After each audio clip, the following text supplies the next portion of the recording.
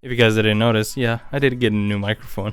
Greetings to you all. I hope you guys are having an amazing day, as well as an amazing Christmas in the future by the time that this is uploaded. Seriously, I can go on days about how grateful I am for slowly having an audience built up on this channel. Now, going by the usual theme, you guys have already known that I have an immense liking to older games. However, for the Valve worshippers this time, this video isn't going to cater to you. Maybe next time, bud. Yet, this is still a retro gaming channel where I endlessly yap on about how cool this thing is from an outside perspective, and then come to terms with it and realizing some of the faults. Which, in some twisted world of mine, I guess you can say that I'm some sort of reviewer, but in actuality, I'm not really one, and I don't really want to be one either. I'm just some guy in a room with a microphone and a pretty nifty computer. I just want to talk about Halo 2 and specifically the project Cartographer mod, which is a present sent from God himself, giving me access to play Halo 2 without having to bother with MCC, an original Xbox, or whatever. I could play it on PC comfortably and at 60 frames per second. Besides, I didn't really grow up with Halo or the Xbox or anything like that. I had the family computer and a PS3, that's really it.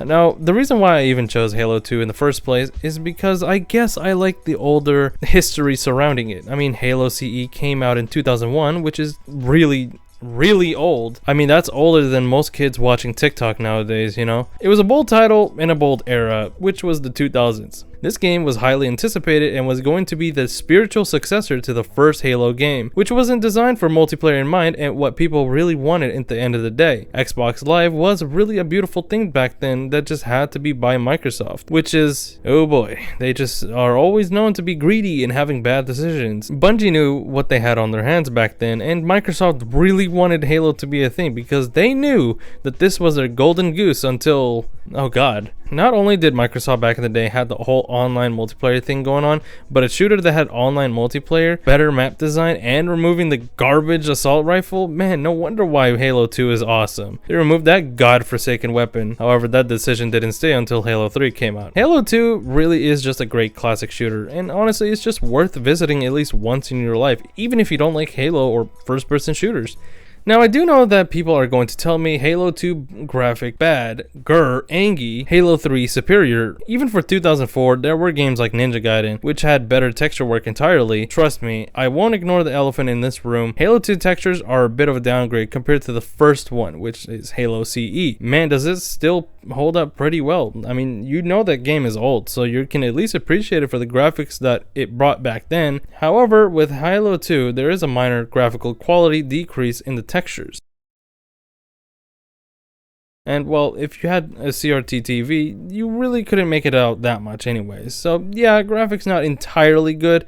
Oh well, as long as I have fun, that's all that really matters at the end of the day. And you were able to communicate with people from other parts of the world, and I think that's still impressive to this day. A game that was made in 2004. I mean, sure, Counter-Strike was a thing on the PC, but this was on a console. This was before even console gaming even had the chance to have like online. I mean, that's kind of the really coolest part about it. Now, let me just shoehorn one of my favorite features that Halo 2 brought to the table, which is dual wielding one-handed weapons. This has to be one of the coolest features. You can go from a teeny tiny little bullet hose to the Hoover Dam of bullets as long as you find another one-handed weapon that you're carrying as your secondary. They really wanted you to know that Fapster Keef was holding two guns as well, from the box cover of course. Man, it's really cool to see how Halo basically evolved the first-person shooter genre, but hey, you can at least give Halo a little round of applause every now and then because this is pretty cool. You know, discarding the fact that Halo Studios basically messed up their storytelling with their interpretations of Halo 3 times. Okay, modding aside, Halo 2 on the PC with the Cartographer mod really is an amazing piece of work. I mean, the devs behind Cartographer are absolutely goated with this, as you can play Halo 2 without even having to go through the invasive ass sign-in info with your Microsoft account, having to put your Xbox account in,